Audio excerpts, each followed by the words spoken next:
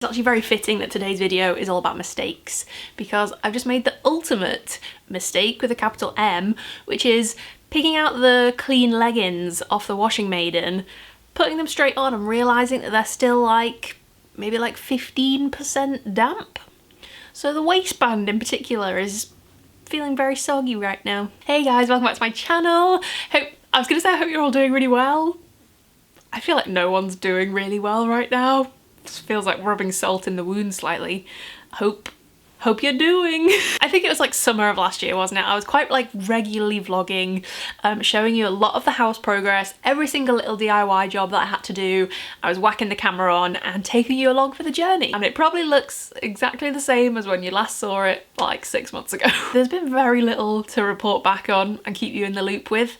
We've just been saving and saving and saving and putting money aside over and over and over. It's the most boring game in the universe, the worst game of Monopoly ever. So all the good stuff is kind of on hold, and the stuff that we are doing, that we're trying to do to keep progress ticking along, is the really, really boring, eye-rollingly dull, but necessary little jobs that probably won't make it into a video. Recently, I've been trying to make our wooden window frames less mouldy.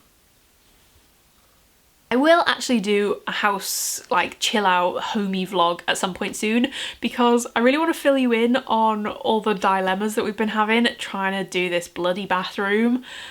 Honestly, I've had an absolute shocker with it. So I really want your advice on it. Actually, I really want to see what you think that we should do. So I will film that soon. I've also put up some curtains in here. I can show you those. Oh, and we had a custom Roman blind made. So actually, there's loads to fill you in on. Why haven't I been vlogging? But hey, back to the here and now. I wanted to have a little chat about house stuff because it's been on my mind a lot recently. And I realised ages ago that I promised this video. I thought today we would have a chat about what I consider to be the mistakes that we made buying our first home. Basically. Woo! Positive vibes only. That sounds really negative and this is going to be a real downer of a video. I don't mean that I'm going to be lamenting all the big grievances that this house has caused for us. I don't mean that at all. I just kind of mean things that we have since realised that we probably should have done differently. That's the very diplomatic way of saying we messed up. Everyone seems to completely know what they're doing. I don't know where people get this knowledge from. Please let me know, because for the majority of our process, it literally felt like we were both blindfolded and feeling our way through a labyrinth. We had no clue what we were doing. And as a result of that, we made a few mistakes, but that's fine. So from the perspective of two people who had no clue what they were doing from start to finish, I'm going to be very honest, and I thought it might be useful for people who've maybe either recently bought their first home, or maybe, hey, maybe you're not buying anytime soon and never will do, and you just like talking about house stuff. This one's for you, baby. If you do know what you're doing, and you probably have more common sense than me, maybe some of these will sound so stupid, and I'm trying not to be embarrassed about them though. Hey. We're all human, right? To err is human. They're definitely just things that we didn't know about, things that we didn't know to look for, things that ended up being annoying or expensive or unnecessary. Just general old wiseacre lessons that maybe next time we would bump up the priority list if we were to start looking at houses again and moving anytime soon, which we're not, because moving is the worst. So going right back to the beginning, before we even found this place, mistake number one was starting to look at properties before we'd got ourselves sorted financially. Because I was so excited to get the ball rolling, I was so hyped to find a house that we loved. I was so excited to get cracking with it. I did that classic thing of sitting on Rightmove for hours and hours and hours, sorting through hundreds and hundreds of homes, finding somewhere that I completely fell in love with. I absolutely loved it. It looked like a little house that should have been on the front of a Christmas card. It was so cute. We weren't ready to do anything about it, and then obviously we didn't get that house. I mean, I fully understand if you ignore this advice, because one of my favourite hobbies and pastimes is sifting through Rightmove and finding houses that I will never be able to have. If you do want to be sensible and avoid inevitable heartache. Just make sure you get your mortgage prepped beforehand and you've got your budget sorted and your finances are ready to go, and then start looking, so that if it does happen and like the first house you go and see is a perfect little place for you, then you're ready to do something about it rather than watching it sail away into the distance. Avoid looking at places you're not ready for. Avoid looking at places that aren't right for you and that don't meet the requirements you need. Avoid looking at places that you cannot afford, because that is a dangerous game to play. You fall in love with like a 6-bedroom house and you're like, I can't afford this, but I love it anyway. And then when you start looking at stuff you can afford, everything looks like a shed in comparison. So I advise patience, young Skywalker. Don't run before you can walk. These are completely random and in no particular order. It would have made sense to do this chronologically, but as you can tell from the person who made all of these mistakes, I don't think very logically about anything. Mistake number 2 was not visiting the house at different times of day. We very rarely have any problems with noise, and I mean especially at the moment when humans aren't allowed to interact with one another. But when I sat down to make some notes for this video and think about the mistakes that we made, it was a very glaringly obvious one to me that we played a bit of a risky little game in not viewing this house at slightly different times of day at all before we bought it. That seems crazy to me now that we didn't do that. For all we know, we could have had like mad raver neighbours post 6 p.m. and we wouldn't have known anything about it until the first night that we came to stay in a house that we owned. So it would have been much more intelligent for us to pop around in the mornings, maybe to see what like maximum school rush kind of traffic is like, maybe in the evenings to see again after the workday what it's like, maybe at night time to see how noisy it is everywhere, you know, just to have a more well-rounded perspective of an area that we were moving to for a long time. That would have been a really sensible idea, hence why it didn't occur to me. Mistake number 3. I'm sure if you've watched my vlogs, you'll know this was going to be on here somewhere. Evidence of this mistake is in several vlogs that over 50,000 people have watched. I'm so happy about that. Mistake number 3 is not measuring things properly. So basically, on a couple of occasions that I can think of off the top of my head, we have bought rather large, rather expensive items that weren't necessarily the right size for the space that we live in. A couple of occasions. In my defense, I'm going to defend myself here. Both of these things, it's not that the measurements were wrong. Let's take the sofa for instance. So with the sofa, I obviously checked the measurements of the sofa that we were going to buy. I checked the measurements of the space that the sofa needed to be in, but there's the rub.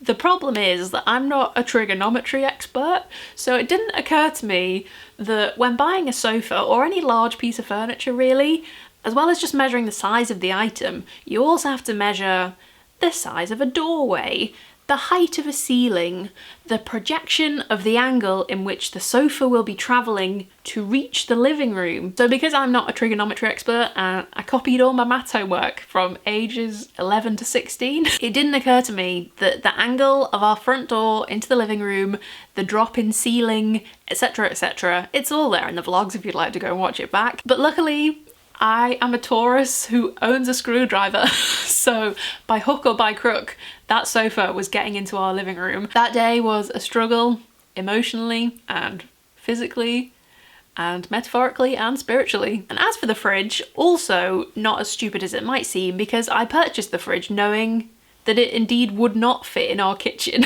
which makes me sound like a lunatic, but there's logic to that too. We really wanted the specific like dream coloured Smeg fridge. That was like a huge homeowner goal for me. That was like the most exciting part about owning a place, was that I really wanted the dream Smeg fridge. Rather than buying a fridge that we didn't want, wasting a couple of £100 on that, only to replace it when we get the kitchen done, we thought, oh, we'll just buy the Smeg fridge and we'll have a living room fridge. We now can't imagine life without a living room fridge, and one day that fridge will be the basis of a spectacular new kitchen. Moral of this story is get yourself a metal tape measure from day one, measure every single surface and angle that you possibly can measure to avoid bottom wobbly lip crying in front of 2 delivery men who've arrived with a green velvet sofa. Speaking of sofas, I'm going to stick with this one for number 4. So mistake number 4 was not ordering our sofa early enough. It is a truth universally acknowledged for some reason that I don't know why. It takes approximately 9,000 years for a sofa to be ordered and made and delivered. I mean, I'm sure there are sofas that are available much more quickly than that and that you can probably buy a ready-made sofa ready to go. But all the ones that I found and loved and that kind of suited our style had about a 12-week minimum wait on them, if not longer, to be honest. And it doesn't sound like a lot in your head, but let me tell you, 12 weeks is a long time and a hell of a lot of evenings to spend sitting on a beanbag on your living room floor. I don't think there's really a right answer of advice for this one either, because you could either risk your house sale falling through and then you end up stuck with a sofa and nowhere to put it, but at least the sofa has arrived on time, or you end up sitting on the floor of your lovely new home for a very long time and risk chronic back problems. I think this is just a quandary that the universe is yet to solve for house buyers. Maybe invest in an inflatable chair, really treat yourself. Or I mean, you could just do what a couple of my very sensible friends did and buy a really cheap one off Facebook Marketplace. Mistake number 5 is messing up the order that we did everything when it came to starting to do up the house. We got the order totally wrong and still do every time we decide to do something. We haven't really done a lot of dramatic change to this house. We've done a lot of repainting, what I would consider kind of like restyling. It looks different to when we first moved in, but in terms of real dramatic change, we've kind of stayed away from that because we don't have the money and we don't have the know-how, to be honest. But because we weren't too bothered about really kind of ripping it back and starting from scratch, I think we've definitely skipped a couple of corners along the way, which I maybe have a couple of regrets about now that we can't really now go back and do because we're too far down the line, for instance. So we have that kind of very old-fashioned, it's almost like a popcorn kind of texture ceiling. I don't know what the proper term for it is. And they're really not my cup of tea. I don't like them at all. But because we've now decorated the rooms and everywhere's nice, I wouldn't want to go in and change the ceilings now. Skipping those little corners feels like a good idea at the time because you're saving time to get a quick finish kind of thing. But actually later down the line, it's really annoying. I kind of wish that we'd spent the first 2 months almost like putting together a long ass to-do list of the whole house in the right chronological order that disrupted everything the least possible and stuck to that. I mean, we would never have done that because we didn't realise that was a good idea, but maybe for the next place, I would think about doing it that way. Instead of doing what we did and getting too excited and being like, oh, let's paint the bedroom walls. Oh, let's get a new living room floor. Oh, now let's get the bathroom done. Like, it's just all a bit hodgepodge and mad. Mistake number 6. I'm quite looking forward to talking about this one actually because I feel like this was a really big lesson for me. And I think this will probably apply to you if you are involved in social media in any way, if you use Instagram or if you use Pinterest for your interiors inspo and your ideas and you follow loads of super aspirational home accounts. In the beginning, I had plans for this house, which would frankly have seen us bankrupt. I have to remind myself so often that like, this is our first place together, and I actually think it's more than enough in your first home to just kind of make it yours and spruce it up and modernize it slightly, change the curtains, paint the walls and jazz it up a bit. Like, that is absolutely fine and there is nothing wrong with just doing that, and it's not a competition you don't have to keep up with everybody else to create the perfect Pinterest worthy home. Renovation's not a prerequisite to buying your first home just because it looks like that's what everybody else is doing online. The homes that you kind of do see all over Instagram and Pinterest and stuff probably belong to someone who is vastly wealthy, for one thing. Vastly wealthy, because it turns out doing all this stuff so expensive. Literally so expensive. I have heart palpitations every time we get a quote for anything. You know, they have access to teams of designers and planners and architects and God knows what else that must just cost a fortune. Or if they don't have that, they have, you know, people around them who've got great renovation knowledge, or they're like super keen DIYers themselves. Like, there's so many factors in creating these amazing houses, but people make it look so effortless and accessible and natural and easy and foolproof. But you have to kind of remind yourself that that's not necessarily realistic for you and your abilities and your bank balance. So I've kind of just come to terms with the fact that, like, for the first home, it doesn't have to be a complete, you know, we got a fixer-upper and transformed it into this amazing mansion, and it doesn't have to be, you know, we stuck 3 extensions on and open planned the whole thing. Like, it's more than enough to just get rid of the magnolia and spruce things up a bit. Adam and I are quite a good team, actually. Like, he is a very kind of chilled out, reasonable person, and I'm neither of those things. I can see in his face when he thinks I'm being a nutcase and I want to transform our 2-bedroom little house into a 5-bedroom mansion, and he can kind of like reel me back in. And actually that is a good little segue into my next point. Mistake number 7 was not designing for your house, if that makes sense. Like, coming up with designs that weren't necessarily for your own house, but were maybe for a dream house. So for example, as I said earlier, my current project is that I'm trying to design us a new bathroom. Sounds very straightforward. Turns out it is not. For example, with this bathroom planning that I've been doing for what feels like maybe 18 years at this point. When I started out, I first was adamant that we were going to have a separate shower and a separate bath, but after trying so many different ideas and methods, logistically that is just impossible. Then I decided maybe we'd just go for a big walk-in shower, and it'd be like a hotel vibe and it'd be really swanky, and we'd get rid of the bathtub completely. But actually, that doesn't necessarily fit the vibe of this house. This is a very cozy family home, or it's like a cozy couple kind of house. And you don't really want that kind of like hotel vibe bathroom in this kind of house. Then I just decided, actually, we'll just swap the toilet and the sink around so that the toilet's more hidden and the sink can be a feature.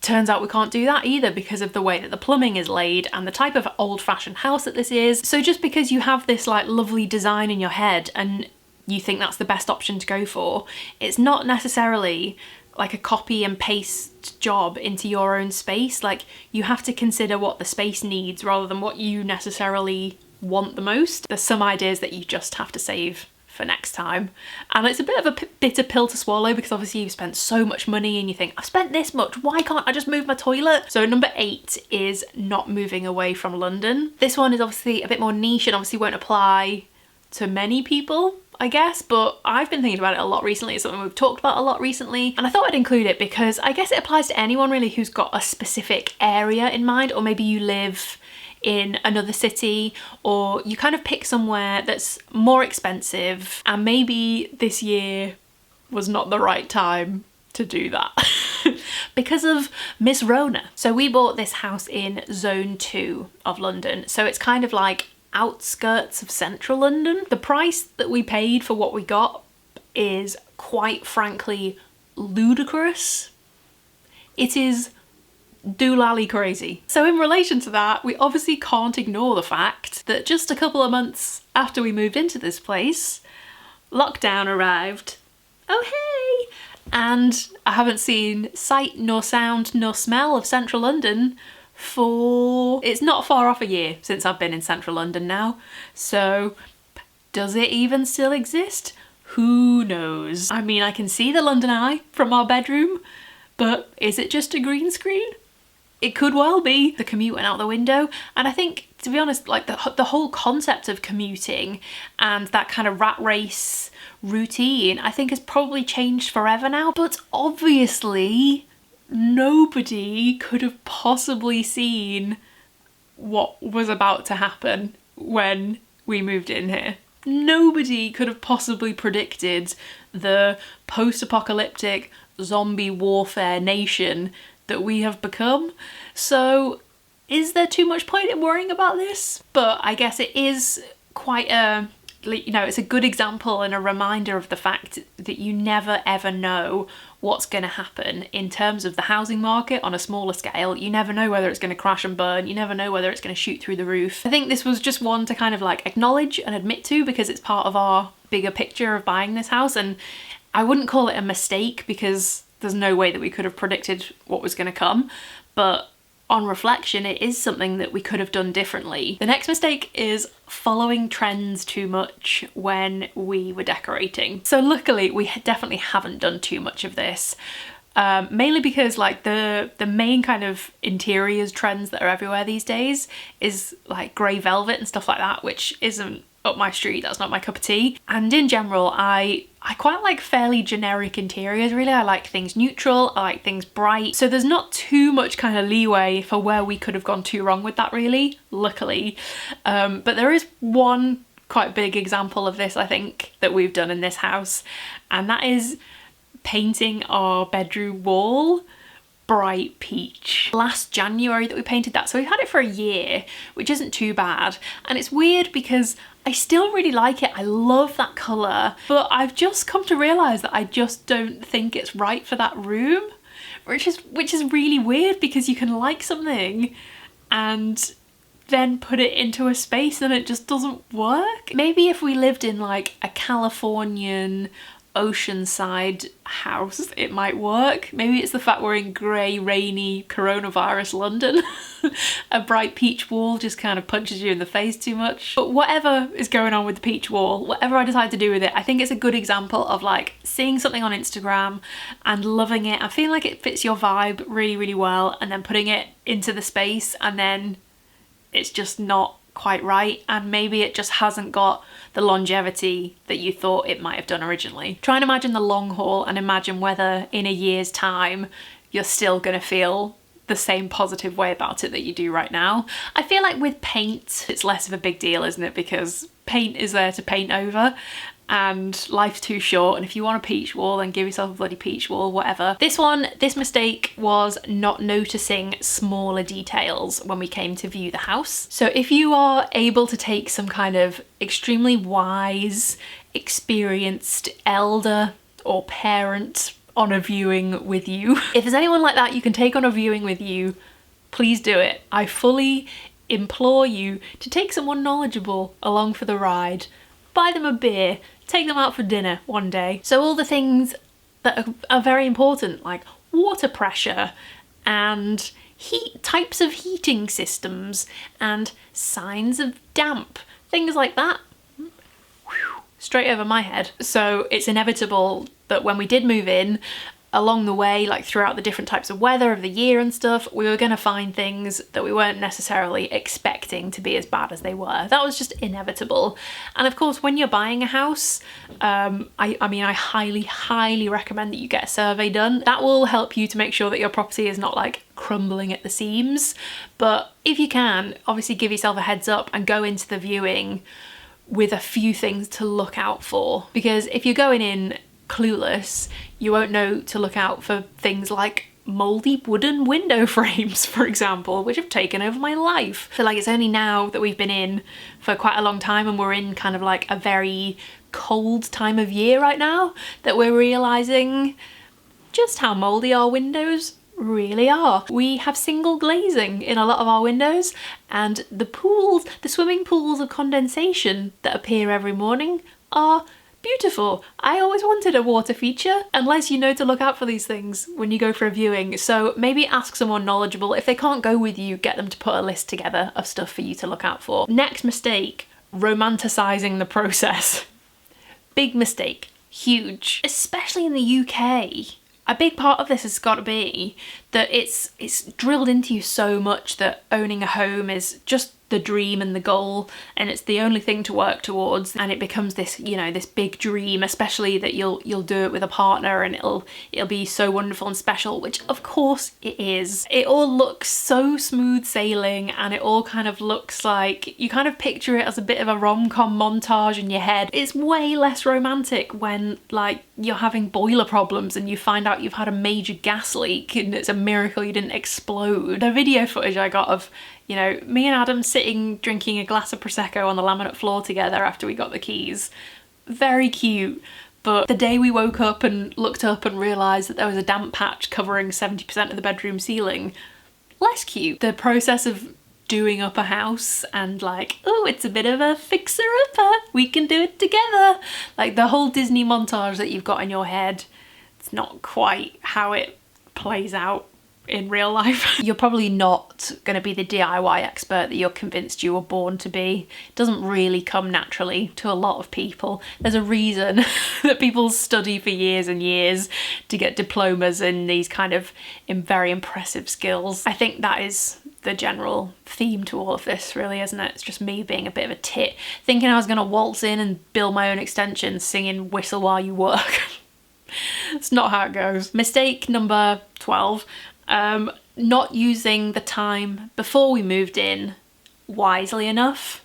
But I think this one comes with a bit of a caveat to it, because you would have to be financially comfortable enough to be in one place while also paying for another place, if that makes sense, which I don't think many people would be in, and we weren't in. Had a bit of a crossover in terms of being in the flat and getting the keys to this. I think we had maybe 3 weeks.